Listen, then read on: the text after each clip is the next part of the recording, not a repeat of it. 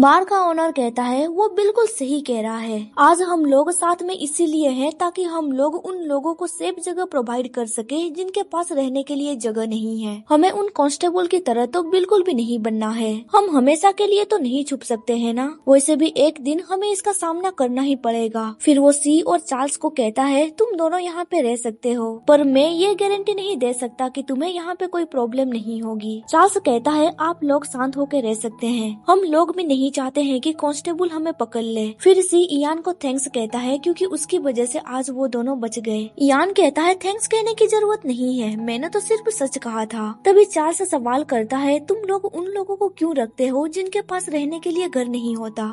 तभी एल जवाब देता है क्या तुम्हें लगता है कि हम लोग अच्छे पर्सन नहीं है? चार्ल्स कहता है मेरा ये मतलब नहीं था। एल कहता है शुरुआती दौर पे हम बिना फायदे के किसी को जॉब या फिर रहने के लिए जगह नहीं देते थे, और फिर एक दिन एक इम्पोर्टेंट पर्सन की जान चली जाती है क्योंकि उन कांस्टेबल ने उसे इतना मारा कि उसकी जान चली गई।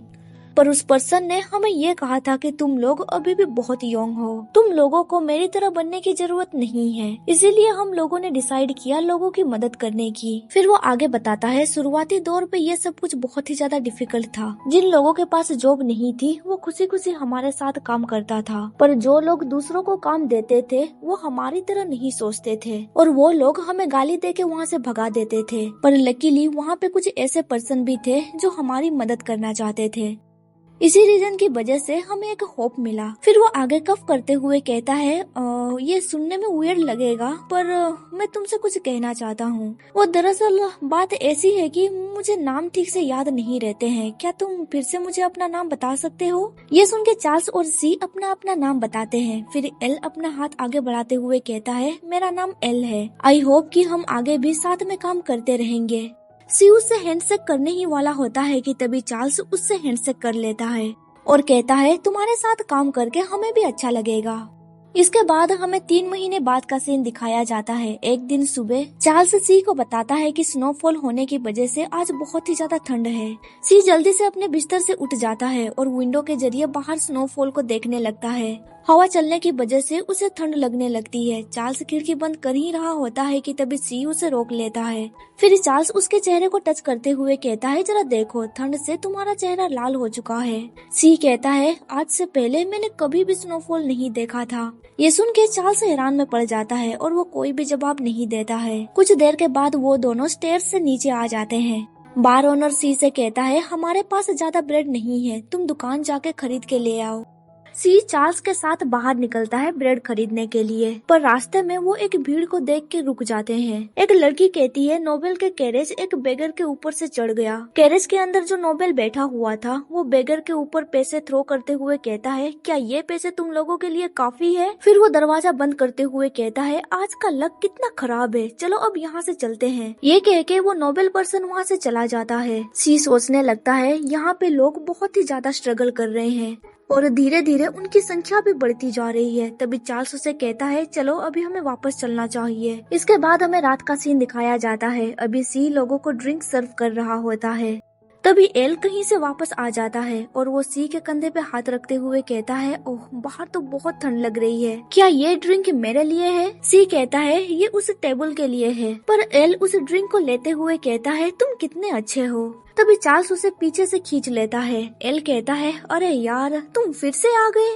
तभी बार ओनर उसका कान खींचते हुए कहता है अब बस बहुत हो गया, जो लोग यहाँ पे काम कर रहे हैं उन्हें डिस्टर्ब मत करो। कुछ देर के बाद सी ओनर से पूछता है आप तो बहुत ही ज्यादा सीरियस पर्सन है, तो आपको इस तरह का बच्चा कैसे मिल गया? जिस पे बार ओनर हंसते हुए कहता है वो बात को ज्यादा सीरियसली नहीं लेता है। फिर वो आगे कहता है 10 साल पहले मैथ्यू और मैंने उसे हेवी स्नोफॉल से बचाया था। हम दोनों उसे यहाँ पे लेके आ गए थे। बचपन में वो इतना ज्यादा बातचीत नहीं करता था। ये सुन के वो दोनों थोड़ा हैरान में पड़ जाते हैं। फिर वो आगे बताने लगता है जब हमें वो मिला था तब हमने देखा कि उसके दोनों पेरेंट्स ने उसे पकड़ के रखा था ताकि उसे गर्माहट मिलती रहे, पर जब हम लोग वहाँ पे पहुँचे थे उनके पेरेंट्स ऑलरेडी मर चुके थे। तब हमें लगा कि वो भी मर चुका है, इसीलिए मैथ्यू और मैं वहाँ से जाने लगते हैं। पर तभी वो बच्चा हमें रोक लेता है। मैं उस बच्चे की जिम्मेदारी नहीं लेना चाहता था।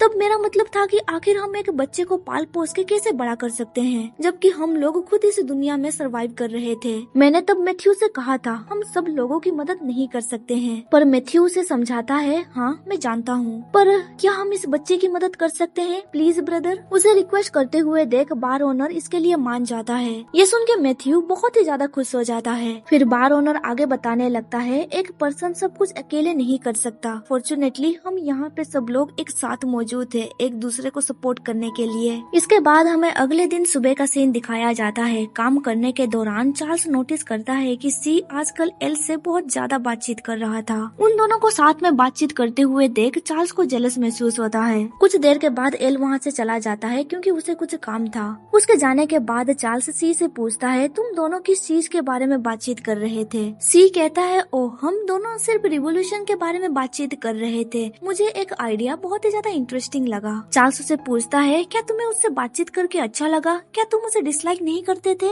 सी कहता है वेल मैं तब उन्हें ज्यादा अच्छी तरह से नहीं जानता था, पर देखा जाए तो वो सब लोग बहुत अच्छे पर्सन हैं। वैसे तुम्हें भी ज्यादा नर्वस होने की जरूरत नहीं है, वो लोग इतने भी बुरे पर्सन नहीं है। पर चार्ल्स सोच रहा होता है मुझे वो लड़का बिल्कुल भी पसंद नहीं है। चार्ल्स कहता है देखा जाए तो तुम किसी को भी अपना बना लेते हो, जिस पे सी जवाब देता है क्या ऐसा है, वैसे तुम भी ये कर सकते हो, अगर तुम उनसे बातचीत करने लगोगे तो शायद तुम उनके करीब जा सकते हो। चार्ल्स कहता है पर मुझे उन लोगों से सिर्फ दूरी ही महसूस होती है। सी कहता है तुम्हें ज्यादा परेशान होने की जरूरत नहीं है, तुम्हें बस अपने चेहरे पे एक मुस्कान लानी है और फिर तुम उन लोगों से खुल के बातचीत करने लगोगे। अगर तुम उनसे कभी भी बातचीत नहीं करोगे तो फिर तुम उनसे कनेक्शन कैसे बनाओगे। फिर वो आगे कहता है तुम मेरे साथ इतनी बातचीत करते हो, तुम उन लोगों से भी आराम से कर लोगे। जिस पे चार्ल्स कहता है पर तुम अलग हो, मुझे हमेशा फील होता है कि उनके और मेरे बीच एक दूरी बनाई हुई है। फिर वो सी का हाथ पकड़ते हुए कहता है पर तुम अलग हो। ये सुन के सी थोड़ा ब्लश करने लगता है। फिर वो चार्ल्स से कहता है क्या तुम्हें अपनी आंसर्स नहीं ढूंढनी है, क्या तुम्हें नहीं लगता एक दिन तुम्हें उन लोगों से भी कुछ सीखना होगा, अगली बार तुम भी मेरे साथ क्यों नहीं चलते, तुम बस खड़े होके उन्हें सुनते रहना। चार्ल्स इसके लिए मान जाता है। इसके बाद हमें एक दिन रात का सीन दिखाया जाता है। एल के दोस्त बार के अंदर एंटर करते हैं। एक पर्सन कहता है तुम्हें तो पता है कल रात कितनी स्नोफॉल हुई थी, सब लोगों को स्नोफॉल हटाने में बहुत लंबा समय लग गया था, इस स्नोफॉल की वजह से हमारे काम में भी देरी हो गई। ये सुन के सी के मन में एक आइडिया आता है। वो धीरे से चार्ल्स को अपने पास बुलाता है और उन लोगों को कहता है हमें भी आज बहुत दिक्कत हुई थी, ओनर ने हमें बाहर से स्नोफॉल हटाने का काम दिया था, हमारे हाथ पूरी तरह से नम हो गए थे।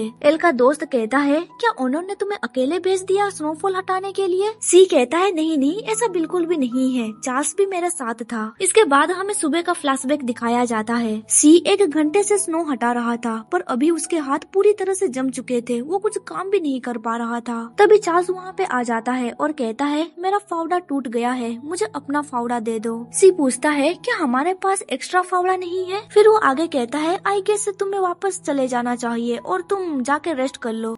चार्ल्स कहता है अगर तुम इस स्पीड में काम करते रहोगे तो फिर ये काम कभी भी खत्म नहीं होगा और तुम पूरी तरह से फ्रोजन हो जाओगे। ये सुन के सी पूरी तरह से स्पीचलेस हो जाता है और उसे अपना फावड़ा देना पड़ता है। चार्ल्स उससे वो फावड़ा ले लेता है और कहता है तुम अंदर चले जाओ। फिर हमें दिखाया जाता है कि कॉर्नर में चार्ल्स का फावड़ा पड़ा हुआ था जो कि पूरी तरह से ठीक था। इसके बाद सी ने प्रेजेंट में शिफ्ट होता है। सी कहता है मैंने ज्यादा काम नहीं किया था, ज्यादातर काम तो चार्ल्स ने किया था, उसने सारे स्नो को हटाया था। फिर वो चार्ल्स को देखते हुए कहता है मैं सही कह रहा हूँ ना। पर चार्ल्स कोई भी जवाब नहीं देता है, वो हमेशा की तरह चुपचाप खड़ा रहता है। तभी सी उसका हाथ पकड़ लेता है और उसे आगे खींचते हुए कहता है अब तुम मेरे पीछे खड़े होके मत रहो। उसकी बातें सुन के एल का दोस्त चार्ल्स का पीठ थपथपाते हुए कहता है तुमने बहुत अच्छा काम किया। फिर वो उसकी बहुत तारीफ करने लगता है। उससे बात करने के लिए चार्ल्स हिचकिचा रहा होता है, पर तभी उसे सी की बात याद आ जाती है। वो अपने चेहरे पे स्माइल लेते हुए उसे थैंक्स कहता है। वो कंफर्टेबली एल के दोस्त के साथ बातचीत करने लगता है। ये देख के सी बहुत ही ज्यादा खुश हो जाता है। और फिर एक दिन चार्ल्स एल के दोस्तों के साथ बातचीत कर रहा था। तभी वहाँ पे एक कस्टमर आ जाता है और गुस्से से कहता है तुम क्या बातचीत कर रहे हो, क्या तुम्हें लगता है कि ब्रेड अपने आप मेरे पास चल के आ जाएगी। चार्ल्स कहता है मैं इसके लिए माफी चाहता हूँ। ये कहते हुए वो अपनी कुर्सी से उठने लगता है, पर तभी सी उसे रोकते हुए कहता है मैं चला जाऊंगा। चार्ल्स इसके लिए मना करता है, पर तभी सी उसके ईयर में कहता है तुमने स्नो हटाने में मेरी मदद की थी, इसीलिए तुम्हें ये काम मुझे सौंप देना चाहिए। मैं जल्द ही वापस आ जाऊंगा, तुम दोनों आपस में बातचीत करते रहो।